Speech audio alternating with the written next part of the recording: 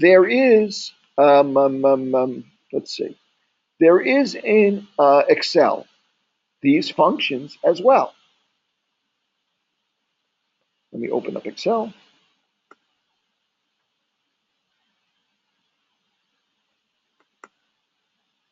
So now that you guys feel powerful now, think of all you know about normal distribution, right? I mean, this like past hour has expanded your knowledge of normal distributions enormously. Right? You have this tool that has enormous power. It's going to even be more powerful as we learn new ways to apply it as we go on. Okay, for 5,459 pregnant women using Our House University in Denmark, a 2-year period. In the 2-year period, reported information on length of gestation was 281.9 days. So the mean, I can't really type mu here easily without having to think, 281.9 days. And the standard deviation, sigma, is, how much was it? 11.4 days. 11.4 days. A baby is classified as premature if the gestation time is 258 days or less. Okay. If the gestation times are normally distributed, approximately what percentage of babies will not be born prematurely? I'm going to change that question for us for the moment. What percentage of babies will be born prematurely? Okay, so what was our limit for premature birth? Was 258 days. So anything less than 258 days is going to be a premature baby. So what's the z-score for 258 days? The z-score is going to be equal to, x, which is the number I'm interested in, 258, minus the mean, right, over the standard deviation. I'm going to put this top part in parentheses so it actually does the subtraction first. And it comes out to, you can use a calculator if you want to instead, it's minus 2.09. Now I know the z-score, right? Now I need to convert that into a percentage, right? What happens, Excel has a function in it called norm dist equals norm dist parentheses, and it wants to know what x is. Well, what's x? X is 258. What the comma, what the mean is, here's the mean, comma, the standard deviation here, and comma, and then it asks cumulative. What it's asking there is, do you want to know the exact probability of getting exactly, of a baby being born exactly 258 days? That doesn't really exist, right? Remember, because it's never going to be exactly 258 days. It might be 258 days in 1 minute, or 259 and, like 258 days in 3 minutes or something like that. It's never going to be exactly that value because this is a continuous distribution, a continuous number, a numerical variable, right? So that cumulative, I would not put. You could theoretically find the exact probability for that particular outcome by saying false. I don't want cumulative. I just want the exact probability for that. And you would type in here false, except that you should never do that for this particular function because it's meaningless. It's like a straight line and has no area, right? The straight line has no area, right? So instead you should say true. And what true does, it gives you the whole entire area to the left of that instead. So true cumulative mean up to this point, what's the area of the curve? And I hit return, and it's about 1.8%, 0.018. Kind of makes sense, right? Because our z-score is about -2. So we know less than 2. So if it were 2, our empirical formula, if we're -2, our empirical formula would say to the left of that, less than 258 days, should be around 2.5%. This is even a z-score that's further to the left, negative 2.1 almost to the left. So it's going to be less than 2.5%. And in fact, it comes out to be 1.8%, or as a probability, 0.018. Okay, so we can actually have these functions in Excel to help us out to do this stuff as well. There is also another function called norm sdist. And I'm going to hit norm sdist. There's just differences as the s's in there. It's the standardized normal distribution. It's we'll worry about that another time. When I hit parentheses, it's going to tell me what it wants. It wants the z-score. Since I calculated the z-score, I could just click on the z-score, tell it that's the z-score, negative 2.09, hit enter, and it gives me the same number. So norm dist equals norm dists will give you the area to the left of that value that you're interested in. If you tell it the mean, the number, and the x, whatever x is, the mean and the standard deviation, it'll give you that area.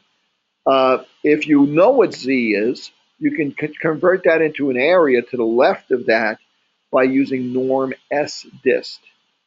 Okay, so we'll have plenty of time to go over this. None of this stuff's going to be on the test on Monday, so you don't have to worry about it. Maybe I will put one example for extra credit only. Okay, maybe I'll throw something in there just for extra credit. Just to reward you guys that are getting off a little bit early on this stuff. Everything today. Okay. Yeah, first 3 sessions. Yep. Yep. Okay. So there's plenty of stuff from the first 3 sessions, right? And it's an early. I wanted to get an exam in early so you guys can get your feet wet, get the first one out of the way, because for a lot of people the first one's a little bit of a disaster.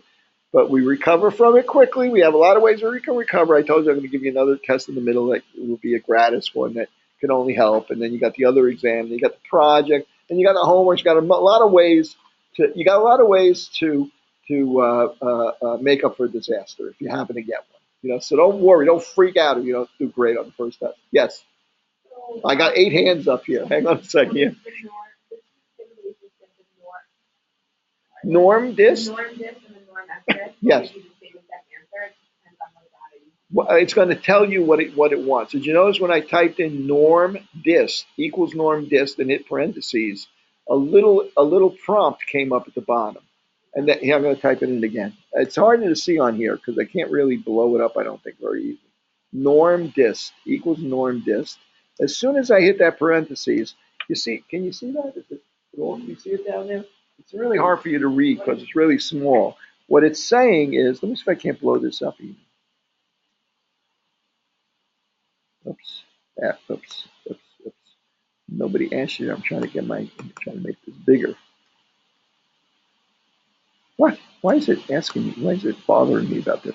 Hang on. Let me get it blown up first, and then try this because it's not paying. I'm clicked in there and it won't pay attention to me on this other stuff. What? Oh, I can't go over 400. That's what the problem is. Okay, I'll try this again. Equal norm dist. When I hit the parentheses, whoops, wrong parentheses. It's still tiny, right? It blows up everything except what I want you to see. So it says norm dist in blue, and then the parentheses, and it says x, comma, mean, comma, standard dev, comma, cumulative. So it's prompting me on what to put in. And so I would put in what x is, comma, what the mean is, comma, what standard deviation is, comma, either type it in or point to it to tell Excel. Well, yeah, it depends on the information you have. If you know the z-score and you want to turn it into an area, you use norm s dist because all it needs is z-score. If you know the mean and x and the you want to turn and the value you're interested in, you want to turn that into an area. You use the other. And I think there's also norm inverse equals norm inverse parentheses. And what that does is that if you take the probability, the 0.18, right, comma, the mean, which was, what was the mean again? It's up here somewhere.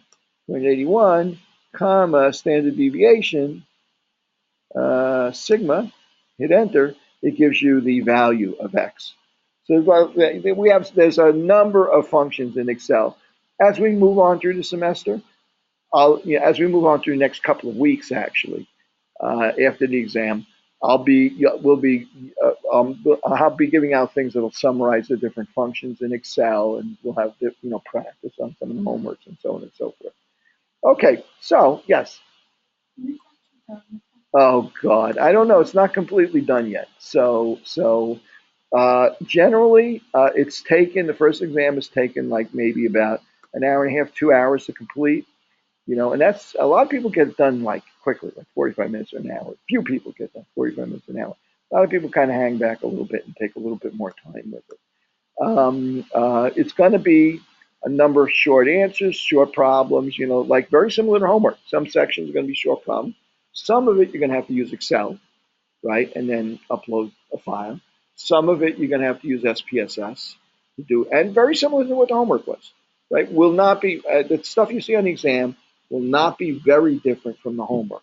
There will be 2 or 3 things on there that might be just a little bit different that you might have to think a little bit about, but not too much of it. Most of it's going to be, 3/4 is going to be strictly kind of what you've seen already, right? 25% might be a little twist to it to kind of make things interesting.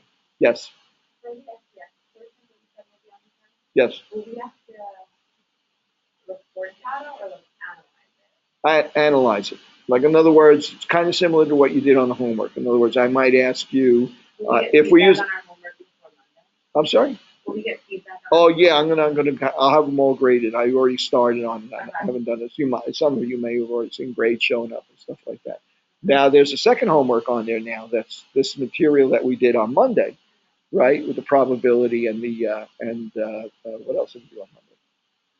Besides the probability, the diagnostic test, right? So the problems on the homework will be similar to what you see on there for the diagnostic test. Yes. Oh, that's yeah. Rounding. Oh, no kidding. Okay. You have to kind of make a judgment about that. Maybe 2 decimal places or something like that. In general, like if it's a percentage, maybe you have to make kind of a judgment on it. If it's 39.4%, you might put 0.349 rather than just 0.335. So I would 2 or 3 significant digits. Put it that way. The real way you decide how much to round is you analyze significant digits. For instance, if I told you that if I gave you the weights of 100 people, and I told you this person's 140, this guy's 130, this guy's 99, this guy's when you did the average, how many significant digits did the data have that you were working with? 3 significant digits, right? So your average should be rounded to 3 significant digits, maybe a fourth, since it's an average. If I gave you the data that their weight is 249.56, 143.57, then you'd want to keep it to 5 significant digits because that's where the data came in, right? But if you had like if there was only one person that you had a weight that accurate to, and everybody else had a weight that was just a whole number, I would just use the whole numbers, right? Because you really, the data is only as good as the least significant digit that you have in it. Yeah, if any of you guys are EOHS majors, you get into this when you start taking some of the calculation courses there and stuff like that. But I won't worry too much about it. I'll be pretty tolerant on rounding on the exam. I'll usually when I go back on the homework, if I look at every wrong answer to see if it was a rounding error, so I would correct that. As I go through and grade it. Okay, if I don't, let me know and I'll fix it. Okay, so where are we now? Okay, let me see. Okay, so you have these other these other possibilities. Now there are some more examples on here that you can practice with, and so on and so forth. And show you some of the other examples on using. I'm sorry. Do you want to just clarify, because maybe I'm saying it wrong in chat, about the true, how you put in Excel, true and false? Okay, well, it's the total area. True is the area from that point all the way to the left. Cumulative. Give me the whole area to the left of this point. Right. If you put in false, it would only be the probability of that exact outcome, which would be kind of like the area of a straight line. What's the area of a straight line? 0. 0, right, has no meaning. So false has no meaning in this context because you can't, right. So false has no meaning. So it's got to be true. Why did they give you the option false? Why did they bother to even do that? I have no idea what's in Bill Gates' head to put that in there, because you can't use false there. It has no meaning in that context. Okay? Now, but we're about to use it in a context that does have meaning. Okay, binomial distribution. We're going to close this. You can play around with the rest of the examples here if you want to. But I'm going to go ahead and close this. And we're going to work on something new called a binomial distribution. Okay, so now what is this binomial distribution all about? I'm going to use Excel because Excel is really handy for this. Remember that funky formula, that x to the x minus this to the n and p to the this power, and it was just, if you could imagine that, like a real decent size n and x, it would be like impossible to figure out because, the factorials and combinatorials would be enormous numbers, and you'd be taking it to like the 55th power or something like that. So it would be really very practical to be able to work this stuff out easily. So we're going to use Excel to guide us through this. And let's get an idea of what this binomial distribution is all about. I'm going to show you a quick movie. Hopefully you guys online, you'll be able to see this movie. If you can't, it's something called, you can go to YouTube and just type in Galton machine, Galton machine. I'm hoping you'll be able to see it when I play it here. But I'll ask, it's only going to run for a few minutes. I'll ask you about it in a second. Let's call it Galton machine. First, I'll show you a picture of it. Okay, here we go.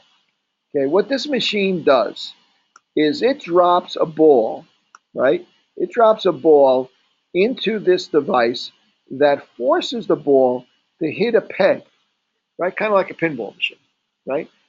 Steel ball comes down, hits a peg. It can go to the right or to the left.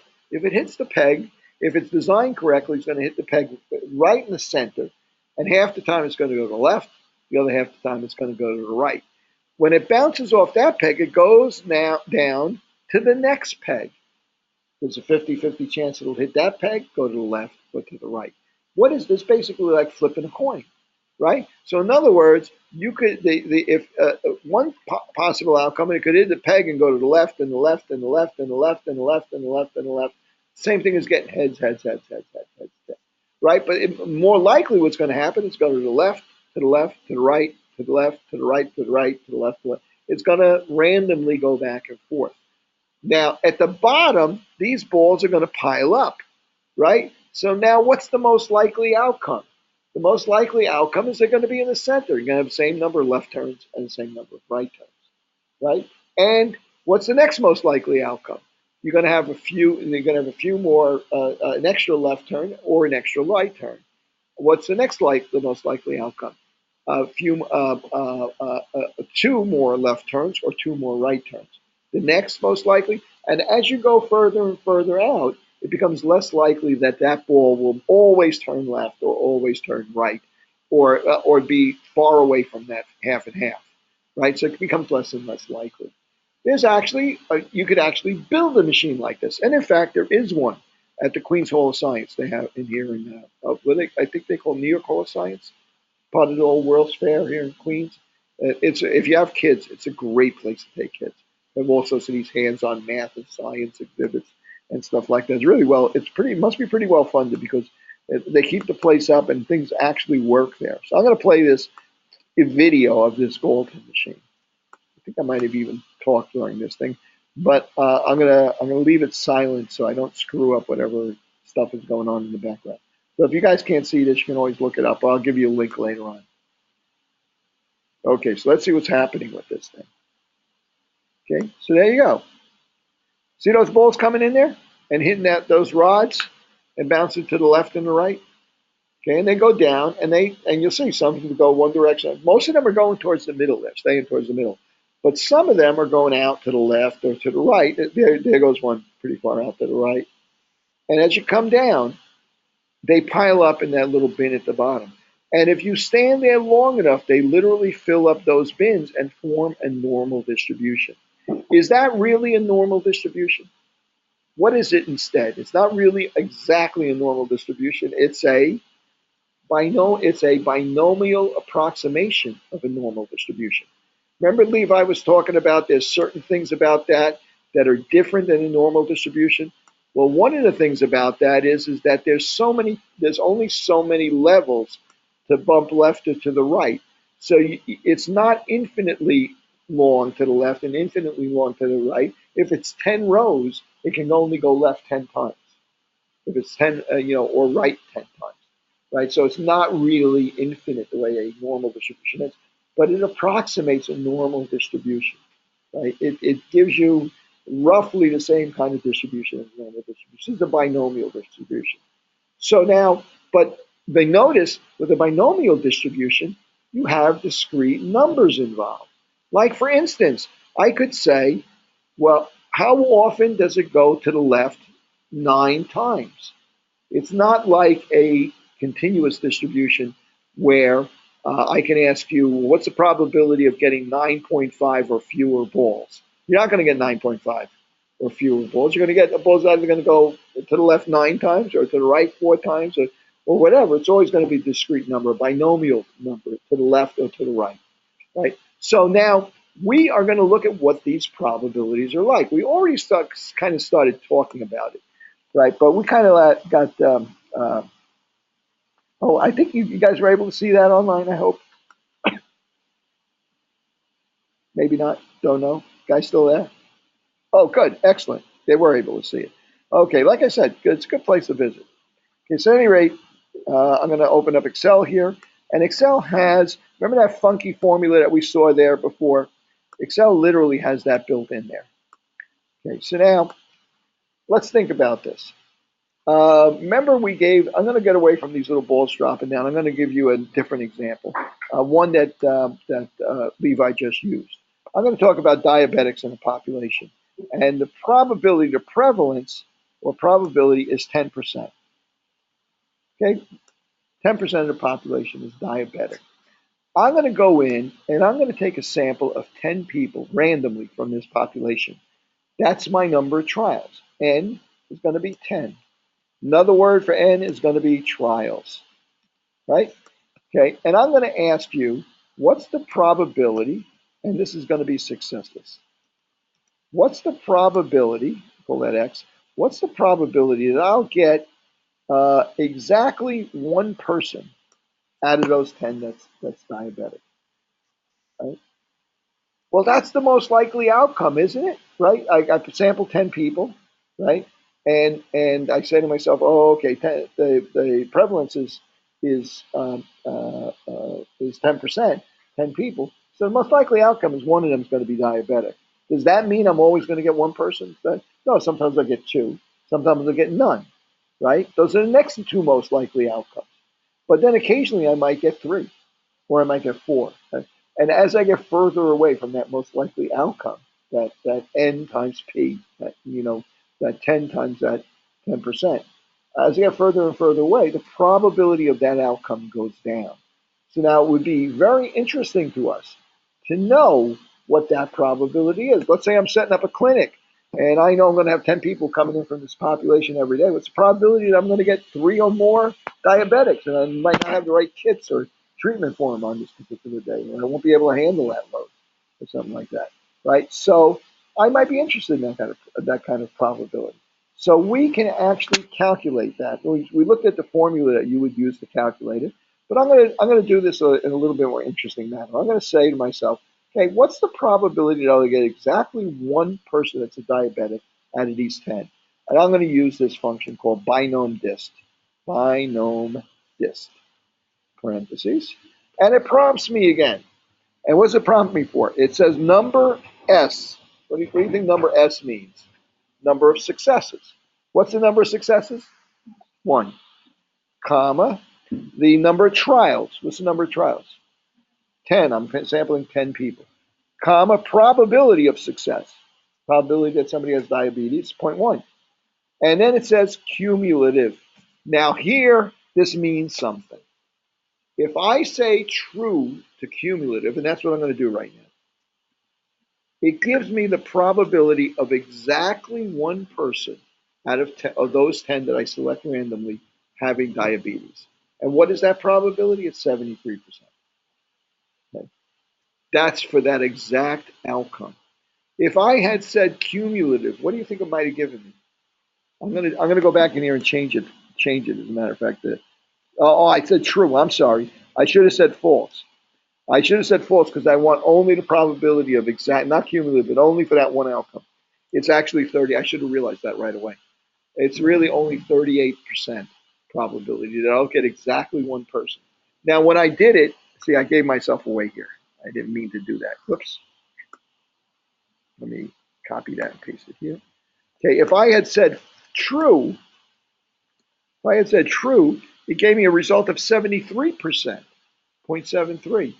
Why? What did it do when I said true instead of false? When I said true, it gave me the probability of getting exactly one person out of 10 that had diabetes.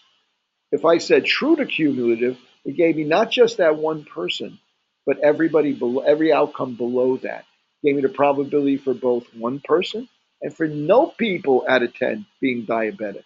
I'm going to do something interesting with this now.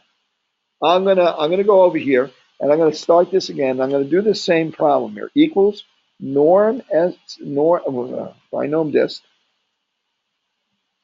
parentheses, and I'm gonna say number of successes is zero. What's the probability of nobody being diabetic out of 10? Comma, number of trials, which is 10, comma, probability, which is 0.1, comma, and cumulative, I'm going to say false. Only tell me for exactly 0 out of 10. Probability of that occurring is 34%. Okay, well, how about for one person? Well, you know what I'm going to do? I'm going to change this formula. I'm going to say, I'm going to go over here next to it. I'm going to put a 0 and a 1 and the 2 and the 3. Anybody who know Lawrence Welk is 1 and the 2? Your grandparents didn't watch that. Okay, never mind.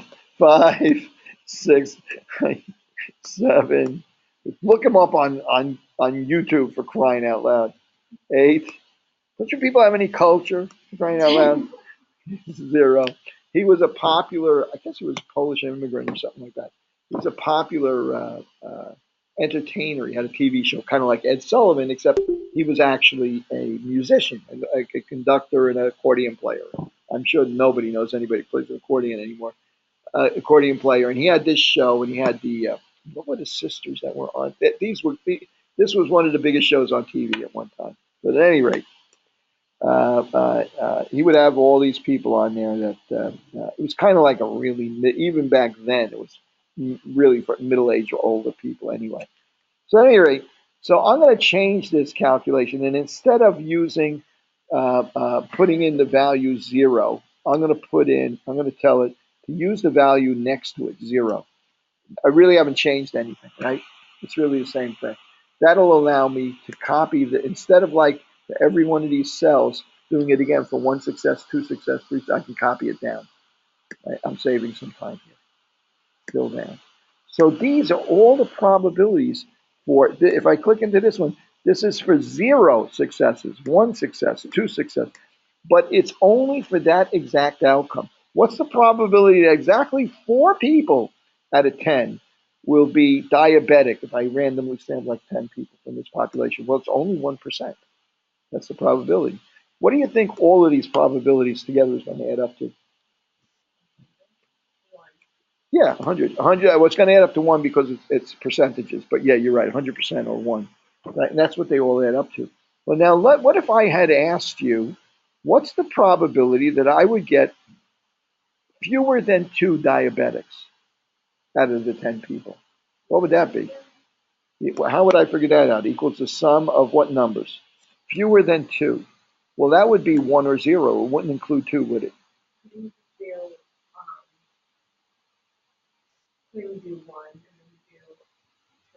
Bingo. That's exactly what I'm after. That's the number we got before when we said true for cumulative. Okay. What if I had asked you what's the probability of 4 or fewer? Well, that's going to be equal to 4 or fewer includes 4 and everybody below it. So that's going to be equal to 99.8%, and so on. Instead of doing it piecemeal like this, you're exactly right.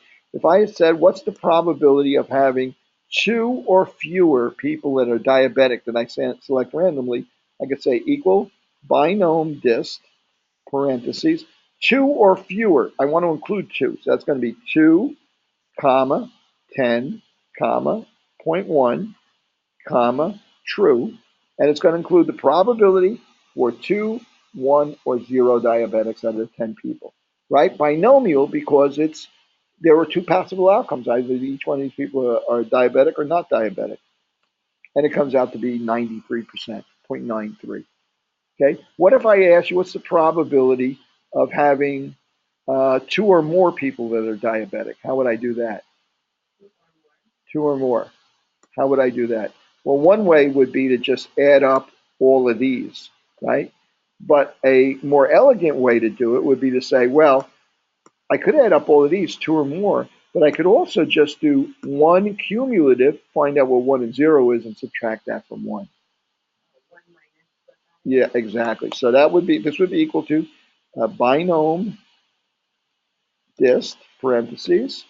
Number of successes is 2. What did I say? 2? 2? Oh, and I think I said 2 or more, right? So I should use 1 there because I want 1 and 0. 1, comma, 10, comma, 0.1, comma, and cumulative true. So that'll give me the probability. What happened? Something happened behind me there. Oh my goodness.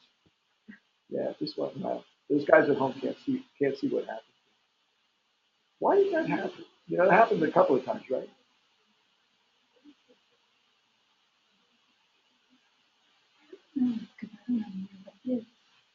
There it is. Down here. There we go. Did I do something to do that, or did it just do it on its own? Or you're using this computer? Yeah. All right. No, you did say I can do the right thing.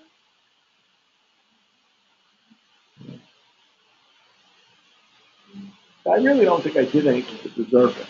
But at any rate, I was down here. Binom dist, comma, parentheses, 1, comma, 10, comma, 0.1, true. It did it again. I could say, I felt a flash behind me. Why is it doing that? Okay. I'll try and get through this quickly. We only have a few minutes left anyway. So true, if I hit return, that gives me the probability for 1 and 0. So the probability for 2 or more would be 1 minus that. 1 minus this value. And the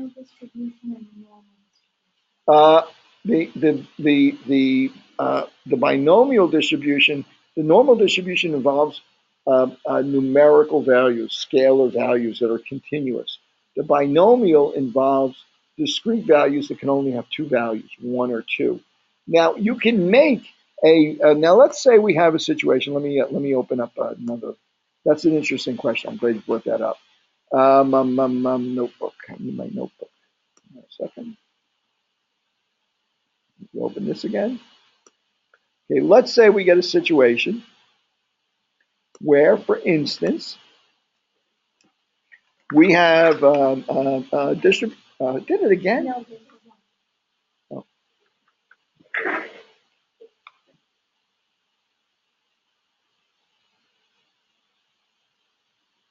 I'll leave that there. Okay.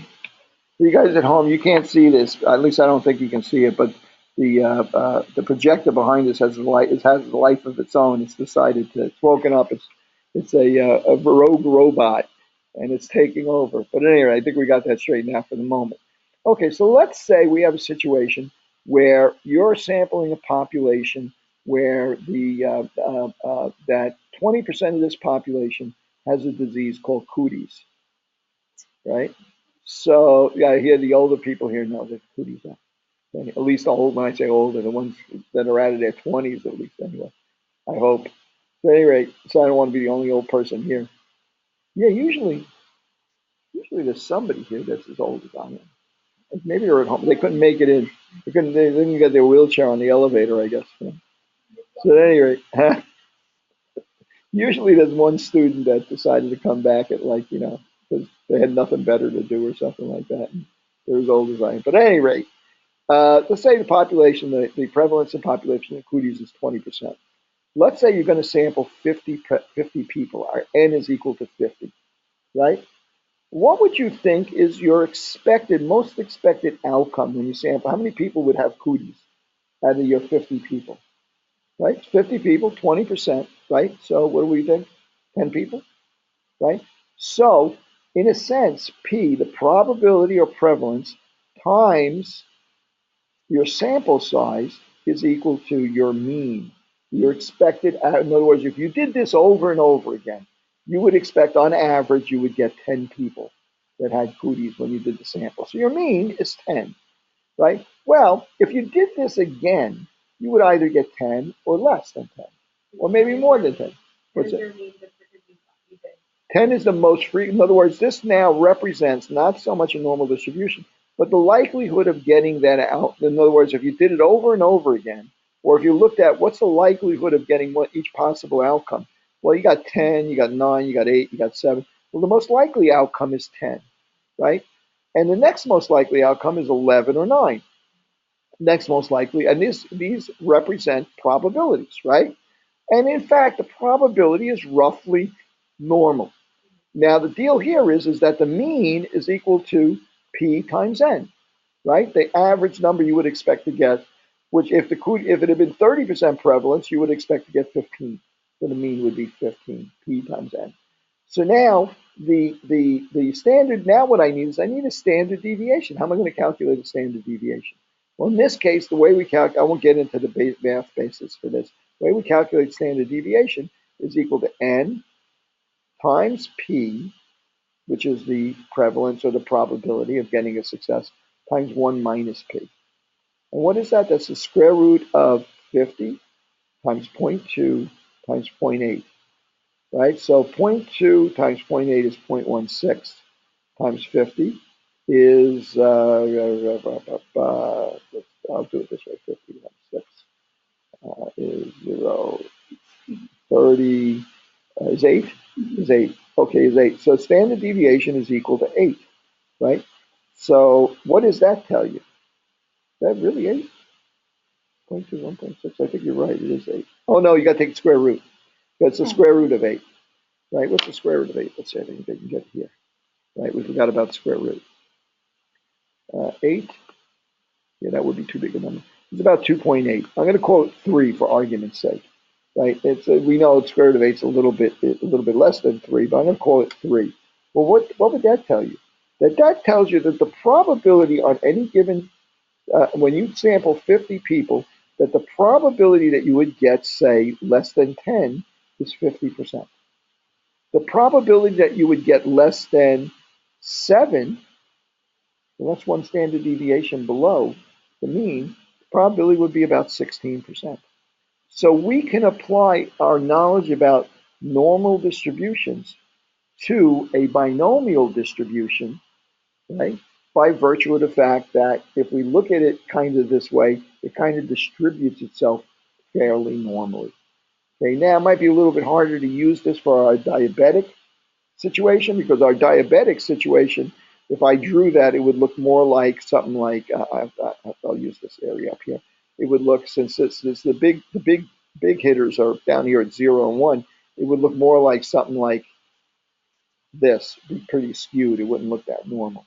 But this one, because the number N is big enough and the probability is big enough, it looks kind of really does kind of approximate a normal distribution.